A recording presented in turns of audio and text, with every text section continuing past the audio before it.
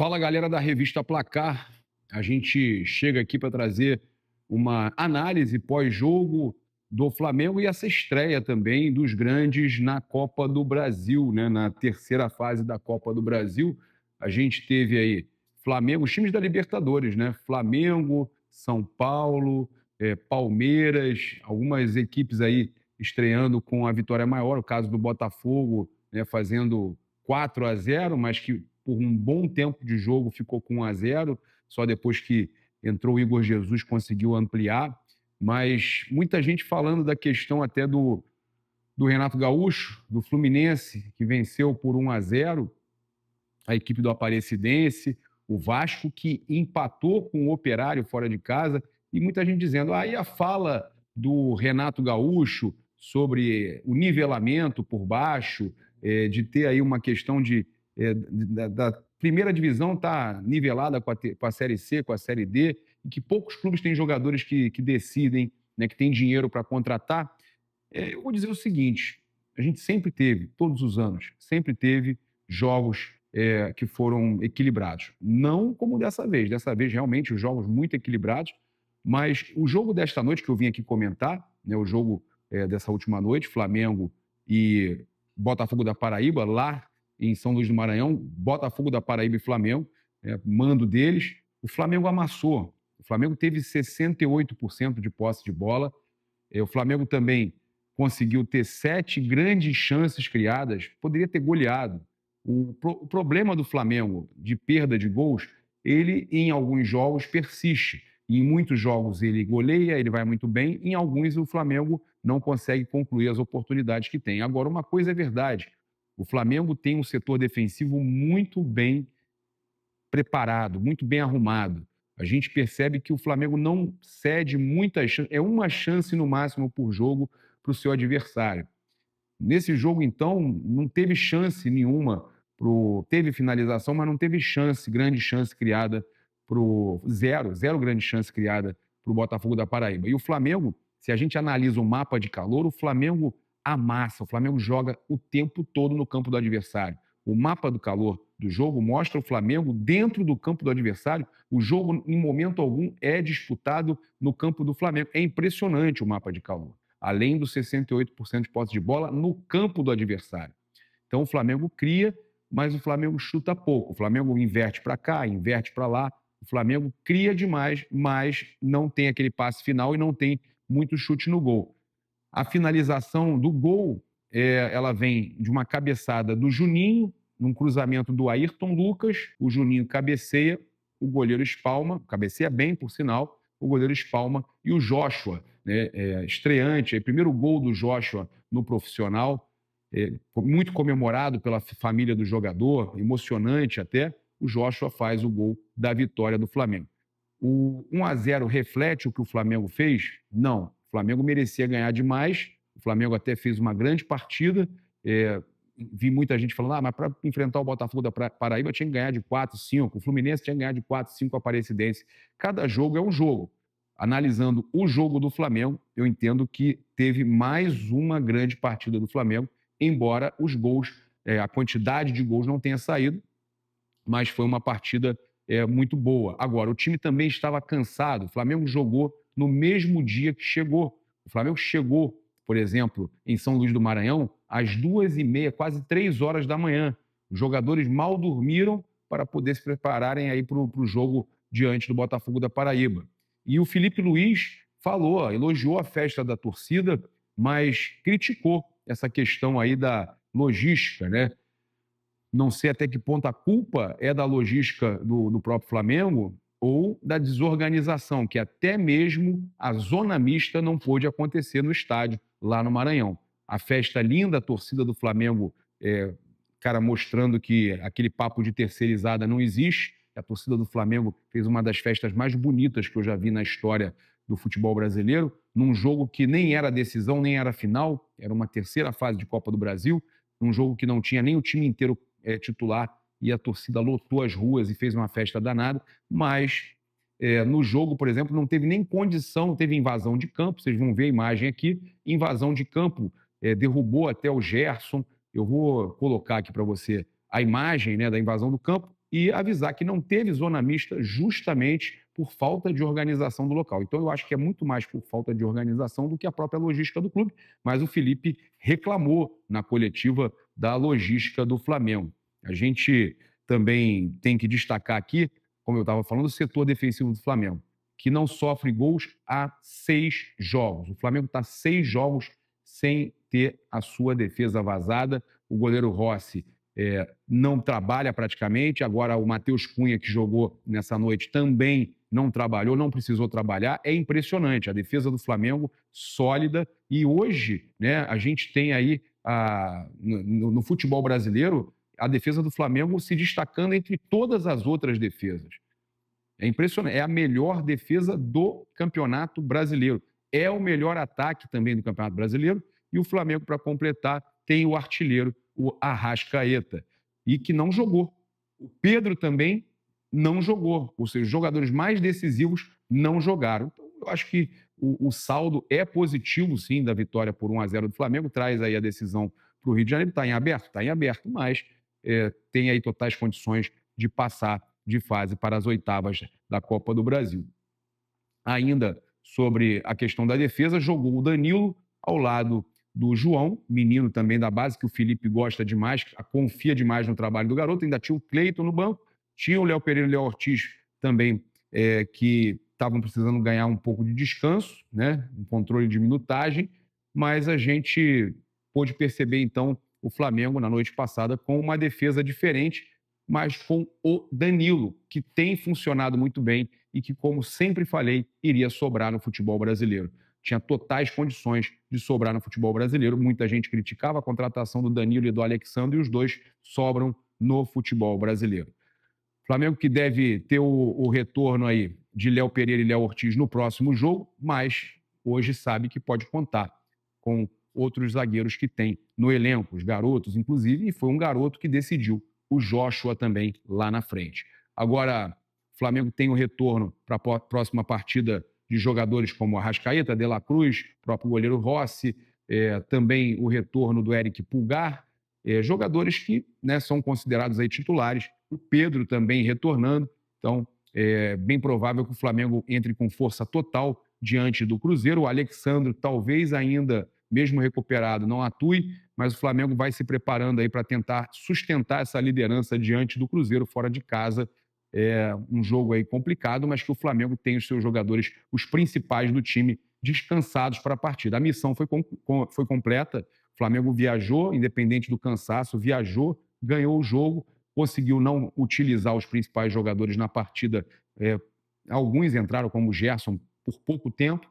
Então você consegue ter um controle de minutagem para estar bem para o jogo, que é a prioridade que eles falam, que é o Campeonato Brasileiro, para na sequência viajar e enfrentar o Central Córdoba na Argentina. Jogo importantíssimo, o jogo mais importante talvez do primeiro semestre, o jogo que o Flamengo precisa ganhar para manter chance de ser primeiro colocado do grupo e buscar uma classificação geral importante na Copa Libertadores da América. Vamos ver como é que foi aí o momento da invasão de campo no final da partida, derrubaram até o Gerson e, na sequência, a coletiva do técnico Felipe Luiz. O Ayrton tem espaço, cruzamento, fácil essa bola.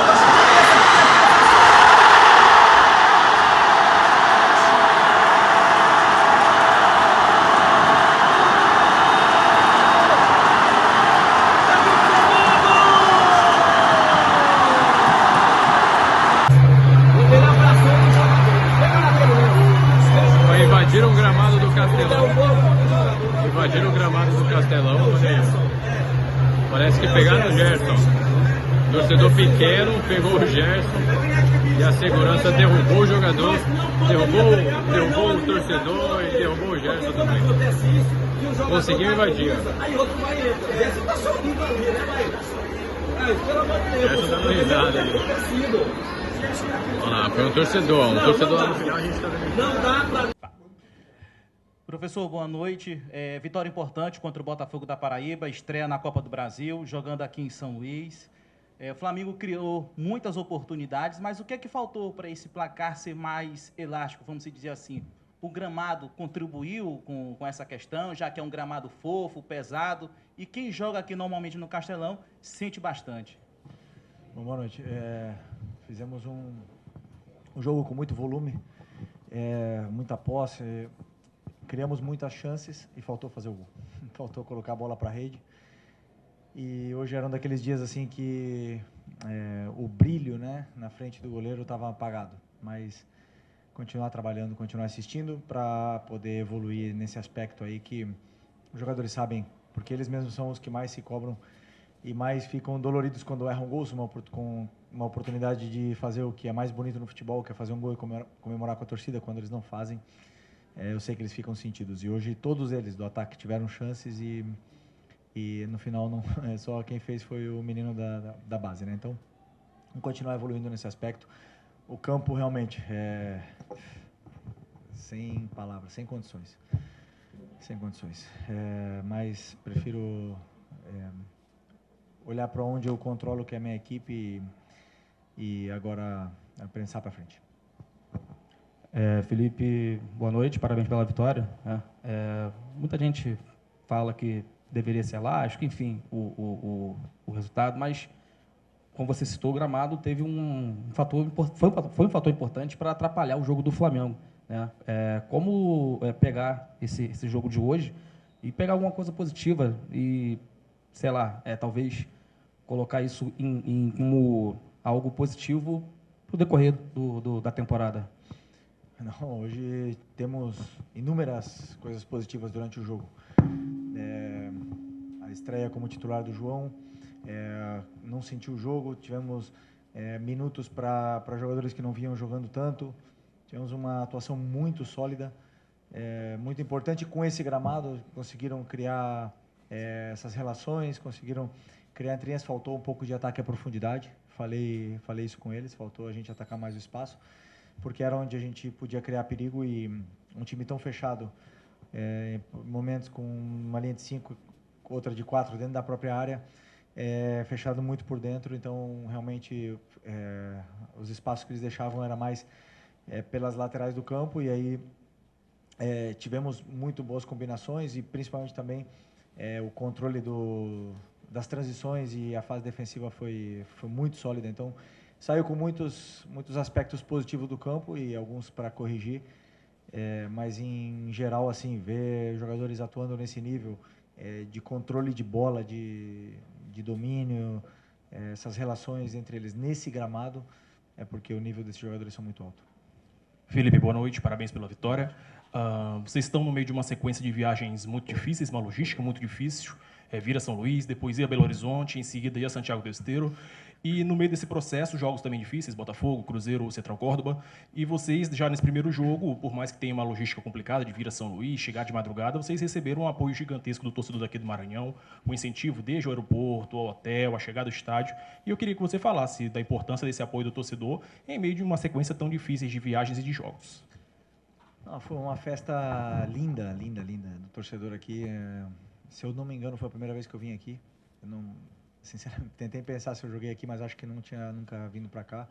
E tem muito flamenguista, né? O que me deixou triste foi a nossa logística foi um desastre. Foi um desastre.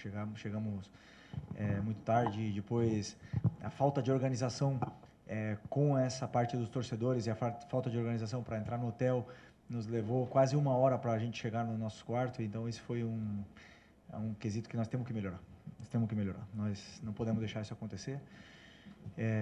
Mas, por outro lado, ver essa festa linda que o torcedor tem feito para a gente e recebido a gente onde a gente vai, quer dizer que eles estão fechados e encantados com o nível de atuação dos jogadores, eles se sentem representados pelos jogadores e lotam o estádio. Isso é o que me deixa feliz, o que me representa como treinador, e me deixa muito orgulhoso de que exista essa comunhão com o torcedor e a nossa equipe. Boa noite, Felipe. Léo José do Coluna do Fla.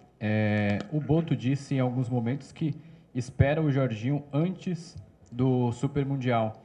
E aí, como você conversa bastante com o Boto, tratam bastante sobre elenco, e agora o Jorginho ele já vai traçando o futuro dele no Arsenal, você, Felipe Luiz, chegou a falar com o Jorginho ultimamente? Já começa a traçar uma equipe já com o Jorginho?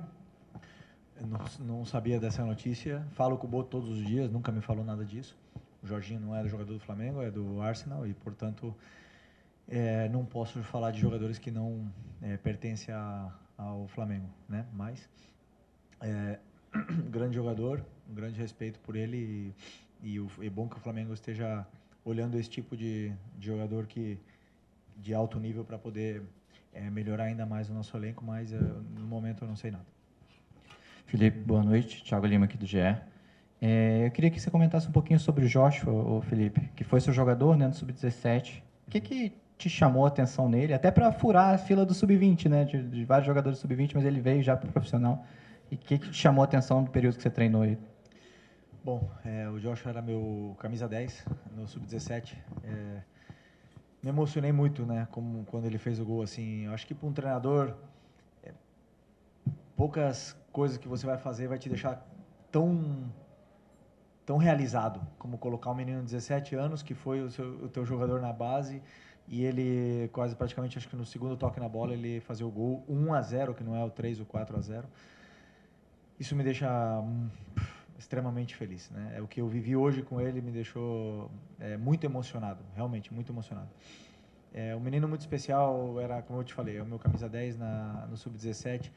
O primeiro título da minha carreira como treinador, ele participou, foi uma peça muito importante na equipe. Eu fazia muitos movimentos específicos para ele, né, para que a equipe girasse em torno dele. Eu sei o talento que ele tem.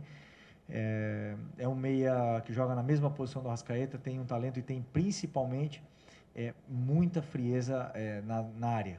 É um cara que decide muito bem. Tem as decisões, as tomadas de decisões dele sempre são muito assertivas na área, e um jogador que perde pouco a bola, tem uma visão de jogo muito boa. Então, além do carinho que eu tenho por ele, porque é um menino que entra, você vê o brilho, a energia que ele entra, é positivo sempre, os jogadores adoram ele, encaixa muito bem no grupo e eu sinto como se tivéssemos contratado um jogador nesse momento. Ganhar um menino de 17 anos que entra sem medo desse jeito é muito especial para mim. Fiquei muito feliz hoje, muito emocionado. Felipe, boa noite. Queria que você falasse um pouco do Michael, que é um jogador extremamente voluntarioso, esforçado, mas que não tem conseguido fazer os gols, que a gente sabe que é importante para a afirmação do atacante. Você poderia falar para a gente nesse sentido? O Misha, realmente, assim, ele na frente do gol, no terço final, no último momento ali, ele está pecando um pouco, né? Aí entra um pouco o que eu falei do brilho, né? Que os jogadores de frente, eles passam por essas fases mais goleadoras, menos goleadoras, e eles te dão essa sensação de perigo sempre que chegam ali. Então o Michael está fazendo tudo certo, assim, para a equipe, pressiona, ataca espaço, tem 1 contra 1, se associa bem com os companheiros, faz todos os movimentos, mas o último momento ele está pecando um pouco, né? Então, assim, mas ele é o cara que mais fica no treino depois que acaba o treino para fazer complemento, para fazer finalização, para fazer esse ajuste que falta e assim, recuperar um pouco de novo esse brilho, né, que eu falei, porque é um jogador muito importante para mim, para a equipe. É um jogador muito importante, foi titular ano passado comigo na final da Copa do Brasil, foi titular toda a parte final, foi titular da Supercopa, foi titular praticamente todo momento até ter essa lesão. E sempre que um jogador volta de lesão, ele ainda volta um pouco se encontrando, né? Então, assim, eu acredito que a atuação dele, por não ter feito bem esse último terço, e a torcida que acabou pegando um pouco no pé dele, acaba afetando um pouco a parte mental, mas já estou aqui para não desistir de nenhum jogador, como eu falei para vocês, eu nunca vou desistir de nenhum deles enquanto eles estiverem aqui, para poder recuperar a melhor versão dele e o brilho que ele tem. Felipe, uma segunda pergunta, já que estamos falando de base também, sobre 2 jogadores do Sub-20 que não têm sido relacionados por você ultimamente. Um é o Wallace, que vinha entrando com você no Carioca, vinha entrando bem, inclusive, tem muito torcedor que pergunta, poxa, por que o Wallace, inclusive, não poderia ter vindo para esse jogo de hoje? E o outro é o Guilherme, que vinha sendo utilizado muito por você, principalmente ano passado, né, na sua reta final, e que também não voltou esse ano. Bem, o Wallace é um jogador também que eu tenho muito carinho, o Guilherme também, adoro esses meninos, adoro todos eles que trabalharam comigo lá, eu tenho uma relação muito especial com eles. O Wallace, quando eu faço a lista da relação para o jogo, eu penso no jogador que vai jogar, na possível troca. Então eu tenho, hoje com a volta do Pedro, com o Juninho, com o Bruno, com o Plata, eu estou coberto nessa posição, né? Eu não, nesse momento eu vejo eles na frente do Wallace, né?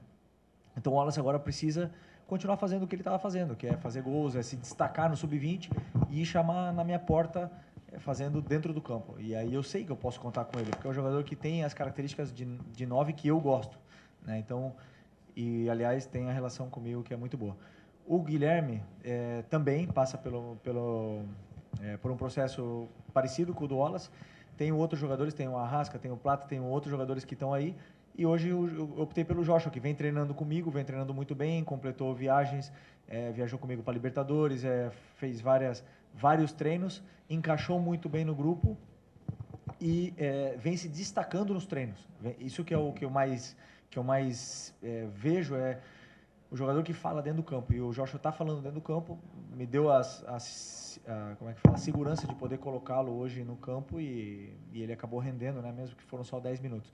Então, é um processo de concorrência muito grande que eles têm, aliás, pelo craque, estrela e ídolo, que é o Arrascaeta, que está na frente deles hoje, mas que eles possam se espelhar e poder sempre ser uma opção para mim quando eu precisar. Felipe, boa noite. Rádio Tabajara de João Pessoa. Eu queria te perguntar sobre o adversário, né? Imagino que, naturalmente, você já está acostumado a enfrentar times com linhas baixas, né? Enfim, que vem para uma bola. O Flamengo teve bastante volume e várias oportunidades. Mas queria uma avaliação tua sobre esse adversário, um time de Série C, um investimento, evidentemente, muito menor do que é o do Flamengo. A avaliação do adversário e como se portou a tua equipe também diante dessa situação de jogo. Primeiro tempo, talvez um pouco o ritmo mais baixo, no segundo, vocês conseguiram encontrar o gol. Bom, a análise que eu fiz do Botafogo da Paraíba foi uma análise onde eu imaginei um jogo difícil pelo gramado, pela situação do gramado, de campo, mas assim, reconhecendo claramente a nossa superioridade técnica, né, dos jogadores, assim. Por mais que tenha um time bem qualificado, um time que você vê que estão com as ideias muito claras, bem treinado, principalmente na fase defensiva, me demonstrava que iríamos ter dificuldade de entrar por dentro nessa equipe. Mas, claro que o campo e a circulação de bola sempre fica um pouco mais lenta nesse aspecto, mas não posso deixar de reconhecer que antes, na análise que eu fiz, eu senti que sim, éramos bem superiores ao time deles. Não sei, sinceramente, o nível da Série C, mas eu acredito que uma equipe tão bem trabalhada na fase defensiva possa sim brigar pelo acesso, porque esse ano jogamos contra algumas equipes do Carioca e muitas delas, ou Volta Redonda, por exemplo, que joga a Série B, essa equipe aqui tem um nível técnico e tático assim parecido ou superior até a essas equipes. Então, essa é a minha análise sobre o Botafogo. Agora conseguimos o resultado que queríamos e temos a volta e na frente, diante do nosso torcedor, para poder vencer. Obrigado, gente. Obrigado, boa noite. Valeu.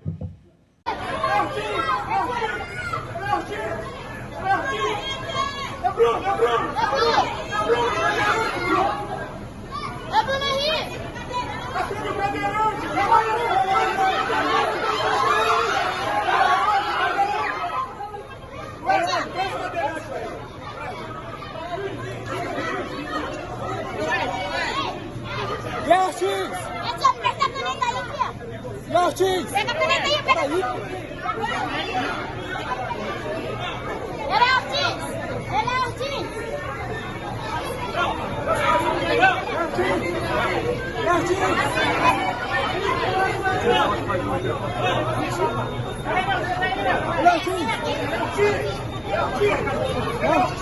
Ele é Ortiz.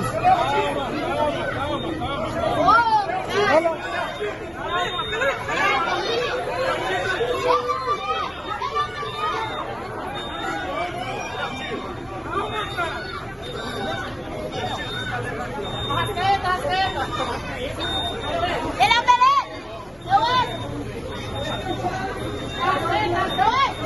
Assina aqui.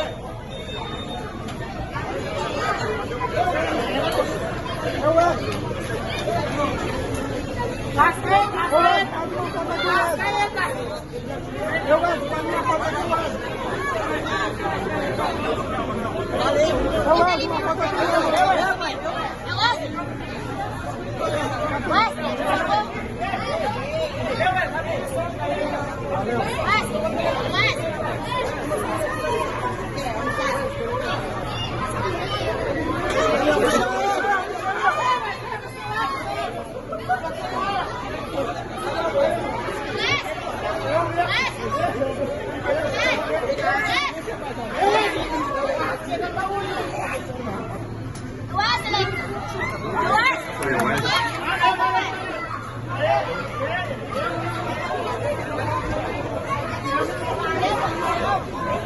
Valeu, segurança. Vai, segurança. Pode aqui, segurança. Esse negócio aqui chamou a pegador pra mim.